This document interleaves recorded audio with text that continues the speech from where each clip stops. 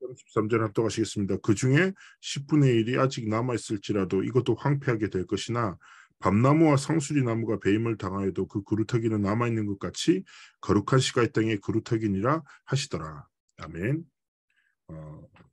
다락방 전도운동과 뭐 제1에서 5 RUTC 응답과 나이 24. 중요한 것은 우리의 24는 계속 흘러갑니다. 그러나 성삼위 하나님의 역사도 언제나 동일하지요. 하나님은 언제나 말씀을 성취하시고 기도에 응답하시고 구원의 역사를 이루어나가십니다. 하나님의 역사도 흐르고 내 24도 흘러가요. 그런데 중요한 건 뭡니까? 그 하나님의 역사심이 나의 24랑 무슨 상관이냐는 거예요. 하나님이 역사가 내 오늘의 삶에 임하는 것이 가장 중요한 거 아니겠습니까? 그래서 모세가 그 말 하거든요. 모세가 그런 고백했죠. 나를 계수하는 지혜를 주십시오.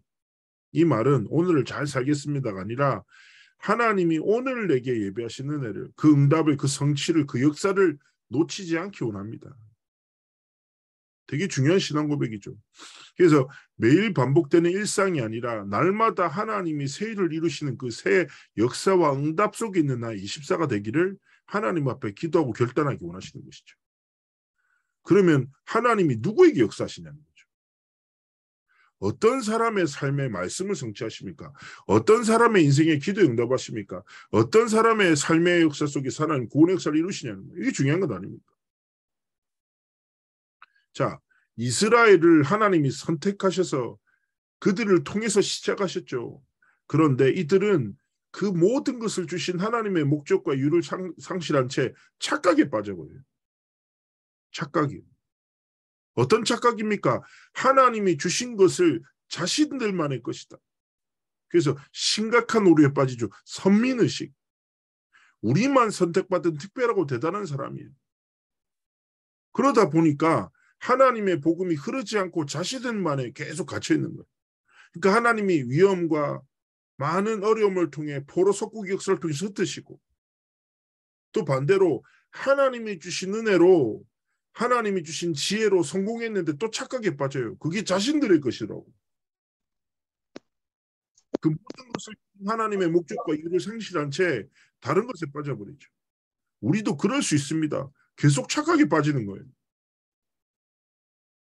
하나님이 주신 것을 내 것이라고 하나님의 목적과 이유를 상실한 채 자신의 선입견에 딱 갇혀서 많은 것을 놓칠 수 있습니다. 그래서 우리가 가장 먼저 뭐 해야 됩니까? 내 모든 생각과 감정의 기준을 딱 내려놓고 착각에 빠지지 말고 정말 하나님이 주신 복음을 복음으로 하나님이 주신 예수 그리스도의 생명을 진짜 나의 생명으로 그리스도를 나의 주인으로 정말 붙잡고 하나님 앞에 서기를 원하시는 것입니다. 착각이 아니라 정말 하나님이 원하시는데 우리의 삶의 가치와 방향을 딱 들여 살아가기 원하시는 거예요. 그렇다면 하나님이 가장 중요하게 생각하신 것이 무엇입니까? 바로 복음이죠. 그리고 이 복음을 하나님 앞에 전하는 전도와 선교를 가장 기뻐하십니다. 그런데요, 선교를 이렇게 표현합니다. 수직적 선교가 있고 수평적 선교가 있다. 그런데 전 세계의 많은 교회들이 수평적 선교에 성공했지만 수직적 선교에 실패해서 전 세계 교회 재앙이 왔다 이렇게 표현해요. 자, 수평적 선교는 무엇입니까? 237 나라 많은 사람들에게 넓게 복음 전하는 거예요. 그래서 교회가 생명 걸고 선교사도 파송하고 헌신해서 교회도 세우고 복음 운동했어요. 근데 수직적 선교는 뭡니까? 다음 세대들에게 이 언약을 전달하지 못한 거예요. 어마어마하게 많은 수평적인 하나님의 나라를 펼쳤지만 수직적으로 다음 세대에 하나님의 언약이 제대로 전달 못한 거예요. 그리고 어떻게 돼요? 교회 미래가 어떻게 됩니까? 잘 아시는 가까운 유럽교회 보십시오. 우상숭배하던 우리나라에 선교사를 처음으로 파송했던 토마스 선교사를 파송했던 그 영국의 교회 어떻게 됐습니까? 수직적 선교, 다음 세대. 이 복음을 전하는 일을 놓쳐버리고 그러다 보니까 교회 비가 새는데 수리할 수 있는 재정이 없고 연세가 너무너무 많으신 아주 나이 많으신 성도들 몇 분만 남아서 교회가 정말 근근히 유지되고 있는 어려운 상황을 만나게 되는 거죠. 자, 그래서 결단하셔야 됩니다. 다락방 전도운동이 무엇입니까? 이 복음을 붙잡고 놓치지 않는다. 이 복음을 237 나라와 5천 종족에 반드시 전하는 237 5천 종족을 향한 하나님 은혜를 성취합니다. 그렇지만 그것도 중요하지만 똑같이 중요한 게 뭐예요? 이 복음을 다음 세대들에게 전달하는 이 싸움. 절대로 빼앗기지 않겠다는 거죠. 왜 그렇습니까? 하나님이 주신 복음만이 생명이고 이 복음 가진 후대만이 교회와 전도운동의 미래이기 때문입니다. 생각해 보세요. 어떤 후대가 우리들을 밑에서 자라나야 되겠습니까? 하나님 앞에 진짜 기도하셔야 돼요. 그래서 RUTC가 무엇입니까? 렘넌트, 복음 가진 남은 자, 유니티, 이들을 공동체로 모아서 결국 뭡니까? T-트레이닝 함께하며 정말 하나님이 주신 복음으로 각인 뿌리 체질시키는 C-센터. 그래서 하나님 앞에 뭐예요? 진짜 복음 가진 자들이 함께하여 훈련받고 복음의 결론을 내리고 그 복음의 결론을 다음 세대들에게 전달하고 그래서 우리 21교구가 RUTC가 되어야 되고 여러분이 섬기는 가정이 RUTC가 되어야 되고 여러분이 섬기는 모든 사역에 RUTC 응답이 임해야 되는 겁니다.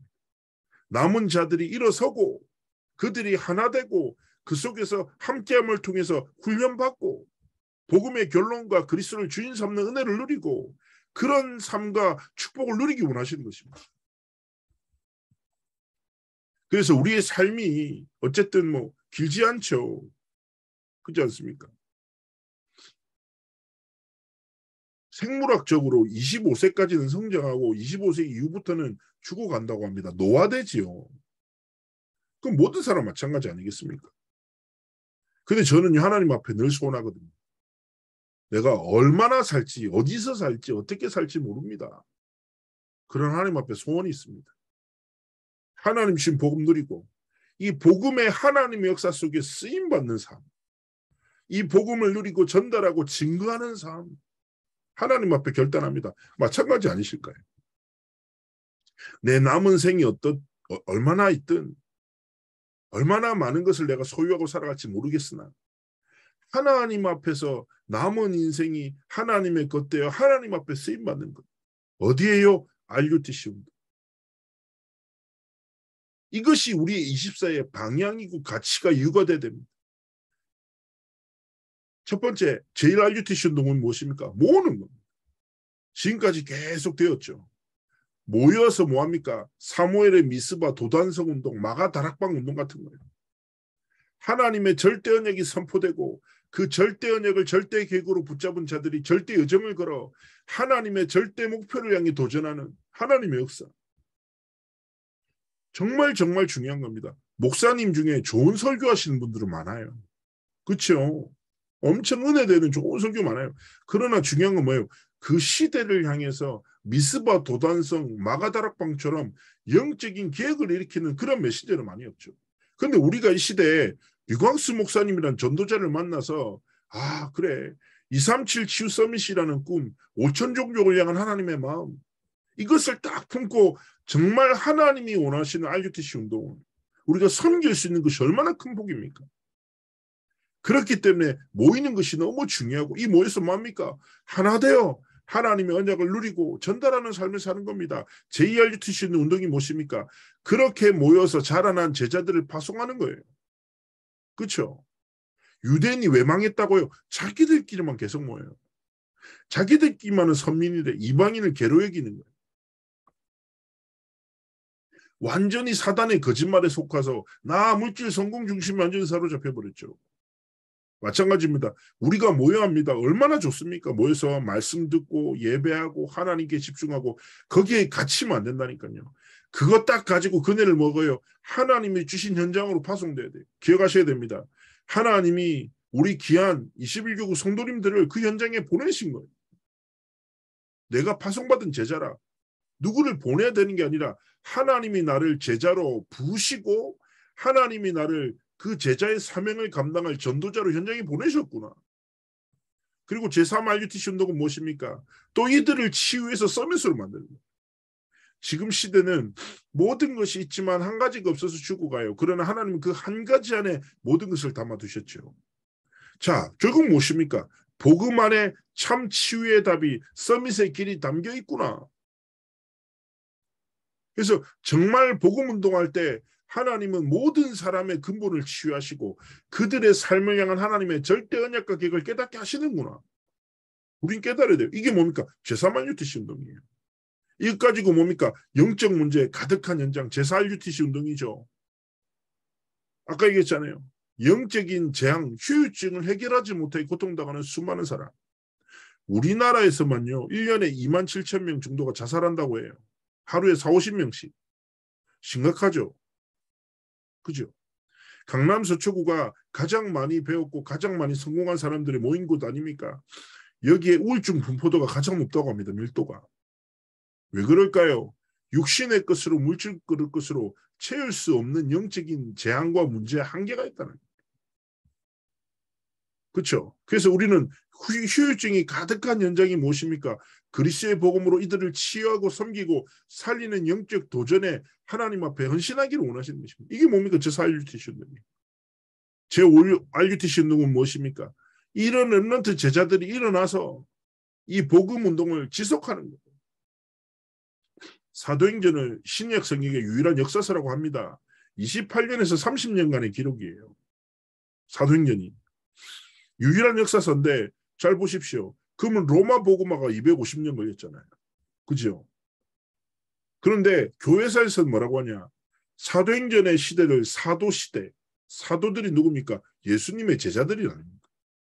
제자들의 행전을 기록하고 있는 게 사도행전이에요. 그런데 그 다음 세대에 이렇게 얘기합니다. 속사도 시대가 있었던 거예요. 그들은 누구냐? 제자들의 시대겠죠. 예수님의 제자들의 또 다른 제자들.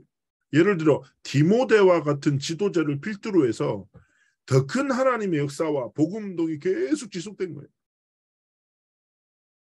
결국 무엇입니까? 이런 모이는 운동, 제자들을 파송하는 운동, 치유해서 서밋으로 만드는 운동, 영적 문제를 치유하는 운동이 다음 세대를 통해서 계속 반복되는 거예요. 그런데 로마가 국교로 공인됐지 않습니까? 313년에 콘스탄티누스 대제를 통해서 그때 뭐라고 기록하고 있냐. 이미 국교로 공인하기 전에 로마 상류층에 너무너무 많은 사람들이 이미 그리스도인이 되었었던 거예요. 그러면 누가 이 복음운동에 쓰임받았냐? 교회사는 이렇게 말합니다. 이름 모를 제자의 시대라고. 누군지 몰라. 그런데요. 이 언약의 바통이 전달돼서 더 큰 하나님의 능력이 영광이 이 언약의 바통이 다음 세대에 전달돼서 더 큰 하나님의 영광과 능력이 나타나서 하나님이 초대교회에 주셨던 세계복음화의 언약을 로마 복음화의 언약을 이름 모를 제자의 시대를 통해서 성취되었고 더 중요한 것은 무엇입니까? 이름 모를 시대의 제자들에게까지 이 언약이 전달됐어요. 그런데 잘 보십시오. 사도시대, 속사도시대, 이름 모를 제자의 시대 속에서 이 언약을 전달하는 데 쓰임받았던 사람들이 있었던 거예요. 이들을 누구라 합니까? 제자라고 하는 거예요. 제자는 무엇입니까? 복음 가지고 이 언약을 누리고 증거하고 전달하는 사명 감당하는 사람입니다.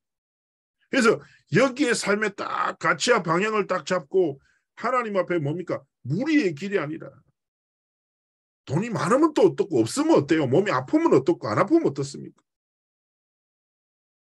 목사님 남 얘기라고 쉽게 하지 마십시오. 하실 수 있습니다. 그러나 그렇습니다. 진짜. 좀 많이 가졌으면 어떻고 좀 적게 가졌으면 어때요? 뭐가 중요합니까? 하나님이 주신 삶의 여정을 하나님의 역사 속에서 쓰임받는 제자의 길 딱 살기를 소망하며 거룩한 욕심 가지고 하나님 앞에 살아가기 원하십니다. 하나님은 제자들을 통해 뭐예요? 계속 시대를 회복시키는 RUTC 운동을 이끄셨어요.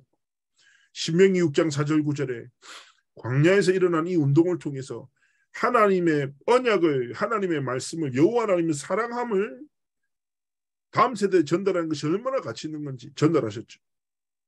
그리고 미스버 운동, 도단성 운동, 파수꾼 운동, 해당 운동 결국 이겁니다. 우리가 하나님 앞에 교회를 섬기고 하나님 앞에 헌신하고 또 결단하고 살아가는 모든 삶이 뭐예요? 이 하나님의 역사와 하나님의 계획 속에 쓰임받는 삶을 사는 것이죠. 질문 드리겠습니다. 뭐 하다가 가실랍니까? 뭐 하고 살다 가실 겁니까? 맛있는 거 드셔야죠. 건강하게 사셔야죠. 행복하게 사셔야죠. 그러나 하나님 앞에 베드로전서 1장 24절 25절 말씀. 우리의 인생은 풀과 같고 인생의 성공이라는 것은 풀의 꽃과 같다. 풀은 마르고 꽃은 사라지되 하나님의 말씀만 영원한데 너에게 전한 복음이 바로 이 말씀입니다. 성경에서는 분명히 말합니다. 세상에 중요한 건 많은데 하나님이 보시기에 중요한 한 가지밖에 없어. 복음과 말씀이에요. 이것 붙잡고 살아가는 자, 꿈꾸는 자를 통해서 하나님은 영원한 하나님의 역사를 이루시고 그들의 필요와 인생에 하나님의 영광을 반드시 나타내시고 하나님이 이 길을 걷는 자들에게 다음 세대들을 축복하셔서 다음 세대의 가장 큰 복이 무엇입니까? 나보다 우리 후대가 더 쓰임받는 것. 나보다 더 성령 충만한 후대가 일어나는 것. 나보다 훨씬 더 복음의 결론낸 후대가 일어나서 이 바통을 이어받아 더 큰 하나님의 영광과 역사를 나타내는 것. 이것보다 가치는 거 없다니까요. 그래서 정말 하나님 앞에서 결단하면서요. 제가 말씀드리잖아요. 작은 결단. RUTC.